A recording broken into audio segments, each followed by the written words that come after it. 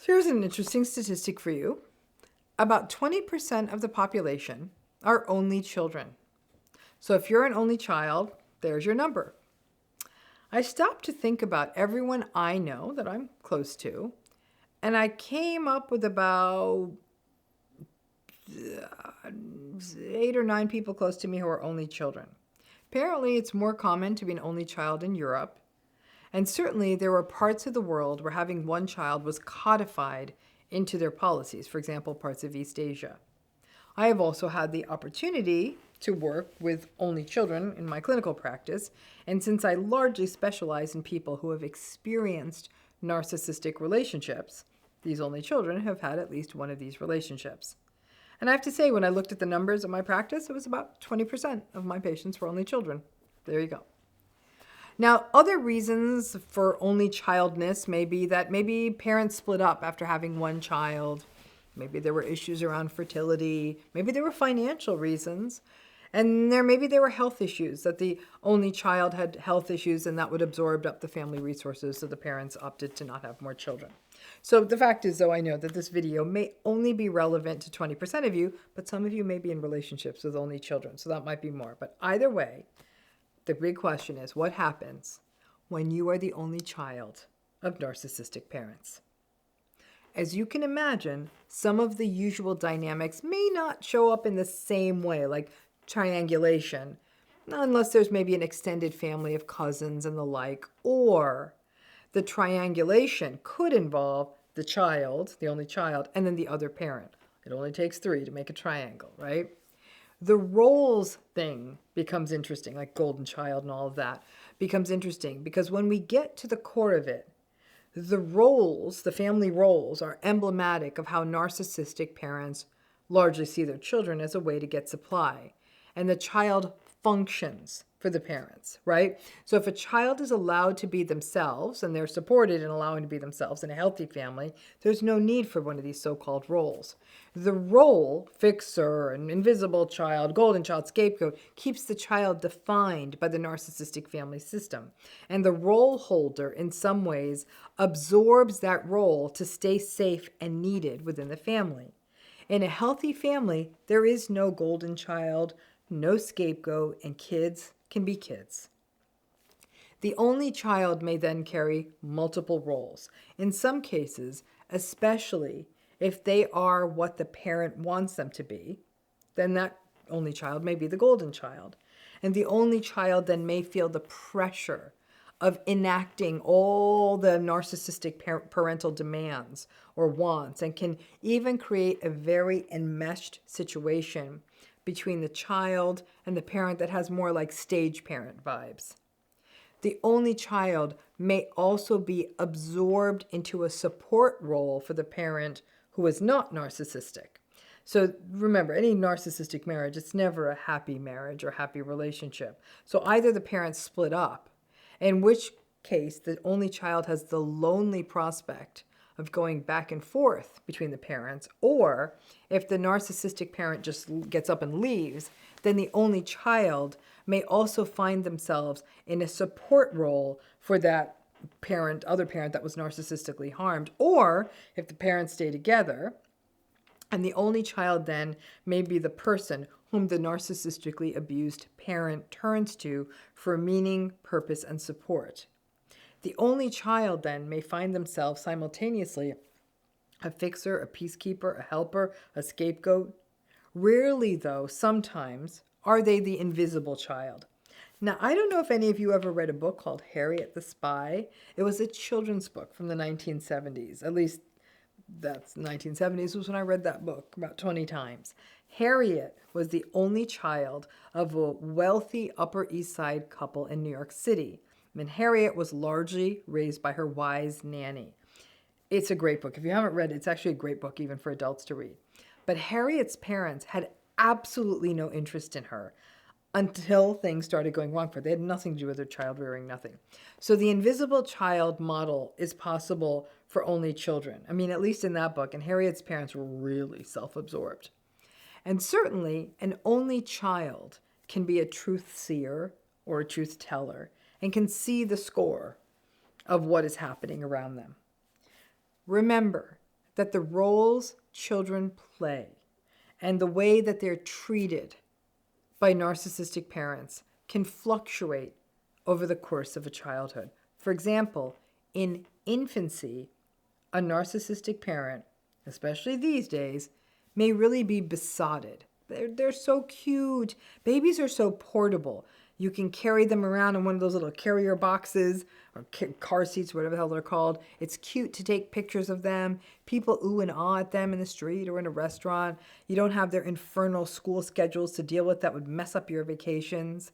Babies initially can't talk or walk. They just sort of lie there and sometimes cry like a demanding but cute piece of furniture that needs to be fed and changed. Though some narcissistic parents don't like how much work and sleepless nights it can be to raise a baby and can take it personally when the baby won't stop crying. But as that child finds their voice as they get older, and that happens early and then wants to start to slowly become their own person, because that's what kids do, that's where it gets tricky with narcissistic parents. And once the child feels like a demand who has needs separate from theirs and articulates those, the narcissistic parent will either become more abusive, angry, or just foist off the child duties as much as possible to other people. Interestingly, if the child becomes a good source of supply again, for example, they start doing a sport that the parent likes or gets attention through some other skill, the narcissistic parent may then circle back to that child. And sometimes in adolescence, again, the child may be more interesting to the parent. They can have different kinds of conversations, but often not, because adolescents can be a handful and they're definitely wanting to exert themselves and may get into pretty pronounced power struggles with the parent. But then into adulthood, sometimes the narcissistic parent may again circle back and view their young adult child as a buddy to hang out with if the narcissistic parent thinks that their kid is worthy of that. Again, the child exists as an object, as supply, at the parent's whims and convenience. So as you can imagine, with an only child, the entire weight of that is on them. So depending on each individual child, that will dictate if they meet the so-called supply demand and become a golden child, or are ignored, or find themselves in the uncomfortable position of having to basically run the parent's life or manage all of the conflict between them. As the only child of the narcissistic parent or family system comes into adulthood, then it's all them, which can be very lonely because there are no other siblings to compare notes with. But it also may make this sort of narcissistic toxic dynamic a little more clear, because it isn't getting buried under all of the triangulation and the confusion of watching different siblings having different experiences. Obviously, stories will vary, but the trauma-bonded dynamic can still be very much present, and there can be no diffusion of responsibility. So an only child may feel even more beholden to the parents in some cases, but not always. Where again it can get challenging is as the parents get older, and depending on what the adult process was like with them, because the only child may be the repository of the narcissistic parent's aspirations. Again, it is all on the only child, and the types of guilt manipulations may be more pronounced. We focused entirely on you. We gave everything for you. We did everything for you. I didn't even have other children, so I could just give all my love to you. I mean, there's a manipulation for you. To be an only child of a narcissistic parent means that it is pure, undistilled, 100% for you narcissistic behavior with nowhere to run or hide.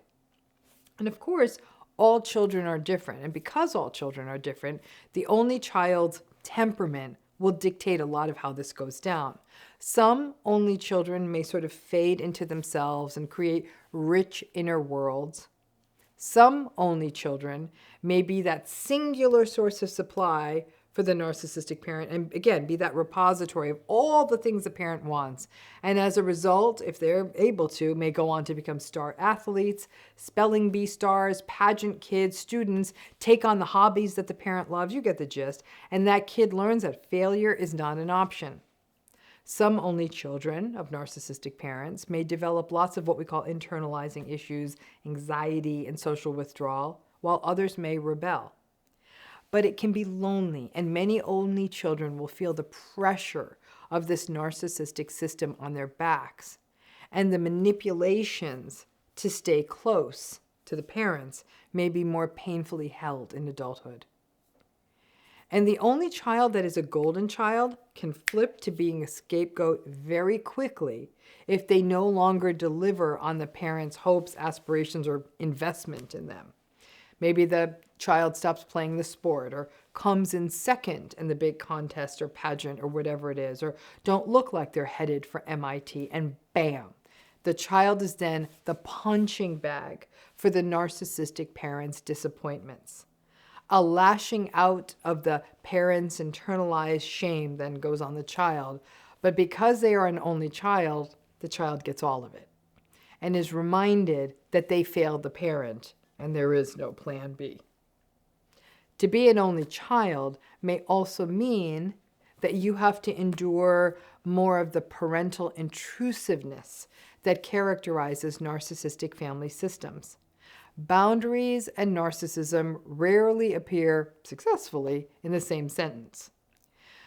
With there being only one child, whether it is the narcissistic parent feeling the right to comment on everything happening in the child's life, or meddle in all the details, or make comments on their appearance, shape, weight, interests, share their problems and woes with the child, complain about money or the other parent, tell them things they aren't ready to hear, or the other parent turning to the only child for emotional support, to complain about the other parent.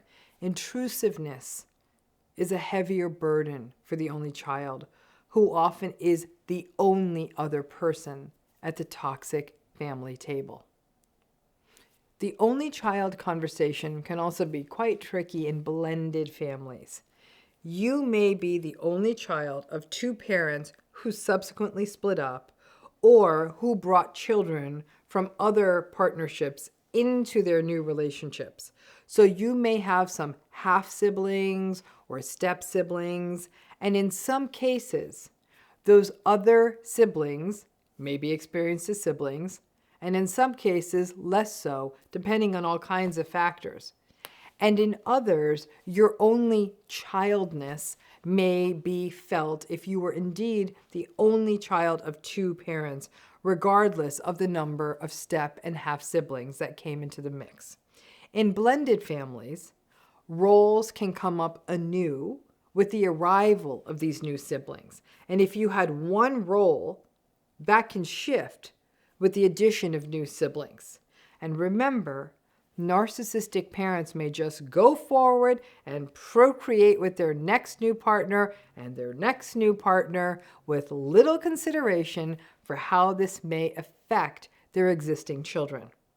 And since narcissistic parents will have no conversations with you about these new kids that they're bringing into your life, just assuming you're going to adjust, there will be little opportunity for the child to process any of this. Life ain't the Brady Bunch. Listen, I don't care if you are one of 10 kids or if you are an only child. It is not easy to have a narcissistic parent be your childhood. Narcissistic family systems are both intrusive and abandoning, critical and then may flip to praise. You don't know if you're coming or going, and you are always trying to figure out how to be better, win them over, and because the rules, the game, and the goalposts are always moving, it's never clear on how to be enough, how to be seen, and how to be loved. As I play out the stories of the only children I know who had narcissistic parents, I reflect on people who became very high achievers. Fawning was common. Many of them entered several narcissistic or antagonistic adult relationships or married those people, or continued to endure narcissistic abuse from the parent and felt too guilty to set a boundary because they still got pulled into the "they sacrificed so much for me" dialogue and they put everything into me thing, and really blame themselves for their parents' unhappiness. They struggle to navigate their parents' aging. They have to do it alone, or they have the whole responsibility on themselves to manage it, and their parents' ongoing unkindness. I mean, some of the guilt stuff may be a bit more pronounced for the only children I have worked with because they were sold the narrative of, "I only had you and I gave everything to you." If you are an only child of narcissistic parents and have more thoughts on your experience, please share them in the comments. Know that you're not alone, and that, and again, and it may not just be your story, but maybe the story of a partner or a friend who had narcissistic parents and had to navigate this alone. It is not easy, but like I said, whether you're one of 10 or only one, it's difficult, but there are some unique challenges posed by the only child environment in narcissistic kids. Thanks again.